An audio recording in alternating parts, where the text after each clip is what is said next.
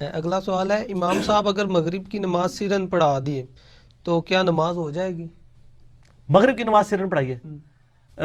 نماز، پہلی تو بات یہ کہ جدو پڑھا رہے سن پیچھے ٹگے کھلوتے سن،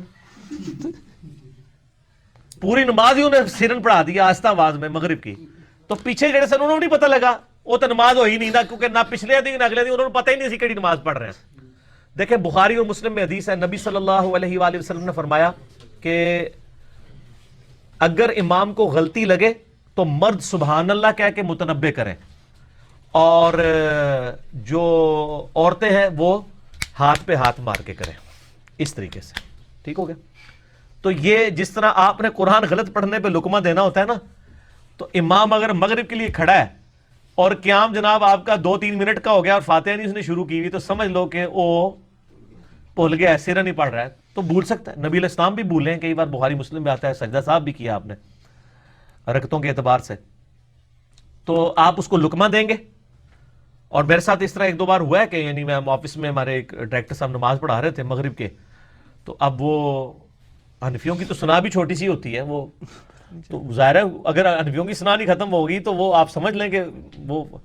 اب سارے لوگ، میں نے ان کو پھر لقمہ دیا سبحان اللہ، تو انہوں نے سورہ فاتحہ شروع کر دی۔ اس طرح جب آپ لقمہ دے کے پھر شروع کریں گے پھر آپ کو سجدہ صاحب بھی اینڈ پہ کرنا پڑے گا، ٹھیک ہے؟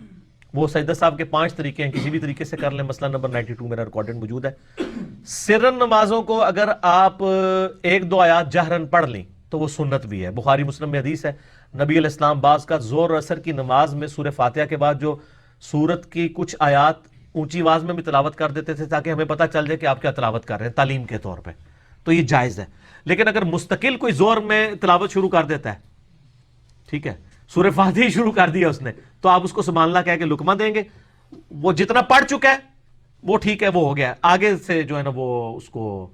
آہستہ آواز میں پڑھ لے، اور مغرب میں تھا تو اونچی آواز سے پڑھ لے اور اینڈ پہ سجدہ صاحب کر لے۔ تو اس پہ اجماع ہے کہ سرن نمازوں کو سرن پڑھنا واجب ہے، اور جہر نمازوں کو جہر نماز پڑھنا واجب ہے اگر آپ جماعت سے کر رہے ہیں۔ اگر آپ اکیلے پڑھ رہے ہیں پھر آپ کو اختیار ہے، یعنی آپ کو جماعت نہیں ملی اور آپ مغرب کی نماز پڑھ رہے ہیں تو اب ضروری نہیں آپ اونچی قرات کریں، آپ آہستہ کر سکتے ہیں، لیکن اس میں بھی افضل ہے کہ آپ اونچی کریں۔ سر یہ لوگوں کو نہیں پتا جی، صحیح بخاری میں حدیث ہے، تیرے رب کو اس گڈریے پہ بڑا پیار آتا ہے جو پہاڑ کی چوٹی پہ اکیلا کھڑے ہو کے اذان اور اقامت کہہ کے جماعت قائم کرتا ہے، اکیلا۔ اکیلی جماعت کس طرح قائم ہوگی؟ خود ہی اذان دے گا، خود ہی اقامت کہے گا، اس کے بعد اللہ اکبر کہے گا، سورہ فاتحہ اونچا پڑھے گا، سورت اور انتقال کی جو تکبیرات ہیں وہ اونچی کہے گا، سبحان ربی العظیم سبحان ربی العلیٰ آہستہ پڑھے گا، وہ یہ سمجھ لیں میں امام ہوں،